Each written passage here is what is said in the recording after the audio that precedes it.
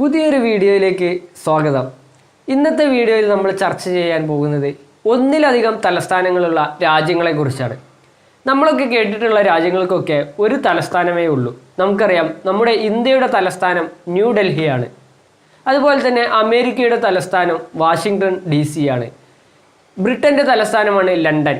എന്നാൽ ലോകത്ത് ചില രാജ്യങ്ങൾക്ക് ഒന്നിലധികം തലസ്ഥാനങ്ങളുണ്ട്. ഇത്തരം രാജ്യങ്ങൾ ഏതൊക്കെയാണ് ഇവയുടെ തലസ്ഥാനങ്ങൾ എന്നതിനെ കുറിച്ചാണ് ഇന്നത്തെ വീഡിയോയിലൂടെ നമ്മൾ ചർച്ച ചെയ്യുന്നത്.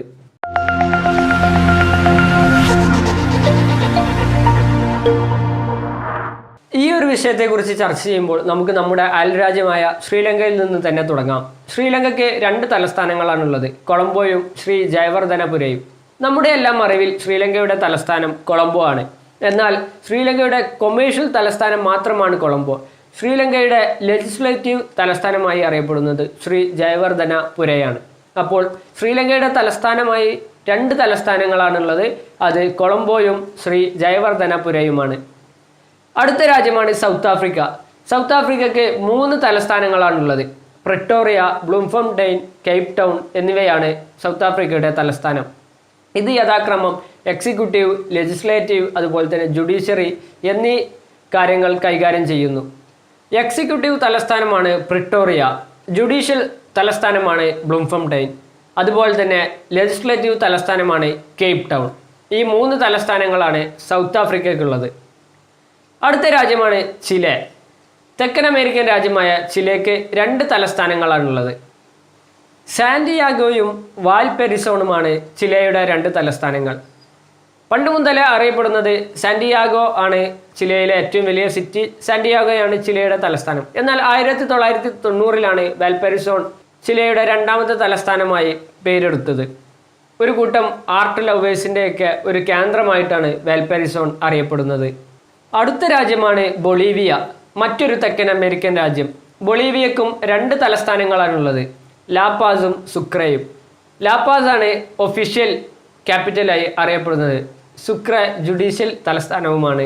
അടുത്ത രാജ്യമാണ് ഏഷ്യൻ രാജ്യമായ മലേഷ്യ. മലേഷ്യയുടെ തലസ്ഥാനമായി നമുക്കെല്ലാം അറിയുന്നത് കോലാലംപൂരാണ്. എന്നാൽ കോലാലംപൂർ മലേഷ്യയുടെ ഔദ്യോഗിക തലസ്ഥാനം മാത്രമാണ്.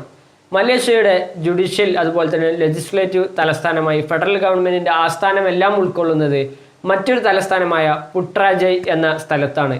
ഇത്തരത്തിൽ കോലാലംപൂരും പുട്രാജയുമാണ് മലേഷ്യയുടെ തലസ്ഥാനങ്ങൾ.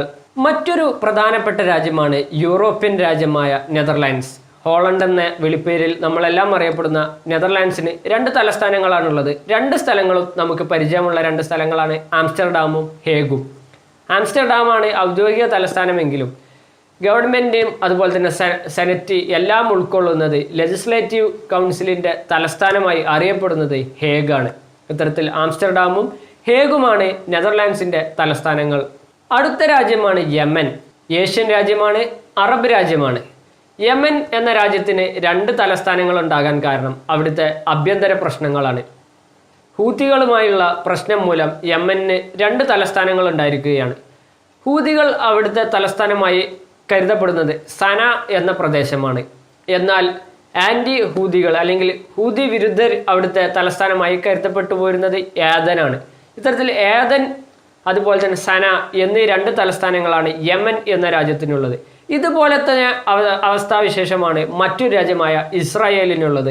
എല്ലാവർക്കും അറിയാവുന്നത് പോലെ തന്നെ ഇസ്രായേലിൻ്റെ എല്ലാ ഭരണസിരാ കേന്ദ്രങ്ങളും മറ്റുമെല്ലാം ഉൾക്കൊള്ളുന്നത് ജെറുസലേമിലാണ്. എന്നാൽ ഒട്ടുമിക്ക രാജ്യങ്ങളും ഇസ്രായേലിൻ്റെ ഔദ്യോഗികമായിട്ടുള്ള തലസ്ഥാനമായി കരുതപ്പെട്ടു പോരുന്നത് ടെല്ലവീവാണ്. ഒട്ടുമിക്ക രാജ്യങ്ങളുടെയും എംബസികളുള്ളത് ടെല്ലവീവിലാണ്. ഇത്തരത്തിൽ ഇസ്രായേലിന് ജെറുസലേം, ടെല്ലവീവ് എന്നീ 2 തലസ്ഥാനങ്ങളുണ്ട്. നമ്മളിതിൽ പരിചയപ്പെട്ട രാജ്യങ്ങളെല്ലാം തന്നെ ഏതാനും ചില രാജ്യങ്ങൾ മാത്രമാണ്, പ്രധാനപ്പെട്ട ചില രാജ്യങ്ങൾ മാത്രമാണ്. ഹോണ്ട്രാസ്, ജോർജിയ മുതലായ ഒരുപാട് രാജ്യങ്ങൾക്ക് ഒന്നിലധികം തലസ്ഥാനങ്ങളുണ്ട്. നമ്മൾ ഏതാനും ചില പ്രധാനപ്പെട്ട രാജ്യങ്ങൾ മാത്രമാണ് ഈ ഒരു വീഡിയോയിലൂടെ ചർച്ച ചെയ്തിട്ടുള്ളത്. നിങ്ങളുടെ അറിവിലുള്ള ഒന്നിലധികം തലസ്ഥാനങ്ങളുള്ള രാജ്യങ്ങളുണ്ടെങ്കിൽ ഈ വീഡിയോക്ക് താഴെ കമൻ്റായി രേഖപ്പെടുത്തുക. ഈ വീഡിയോ നിങ്ങൾക്ക് ഇഷ്ടപ്പെട്ടാൽ ലൈക്ക് ചെയ്യുക, ചാനൽ സബ്സ്ക്രൈബ് ചെയ്യുക, സപ്പോർട്ട് ചെയ്യുക. നന്ദി.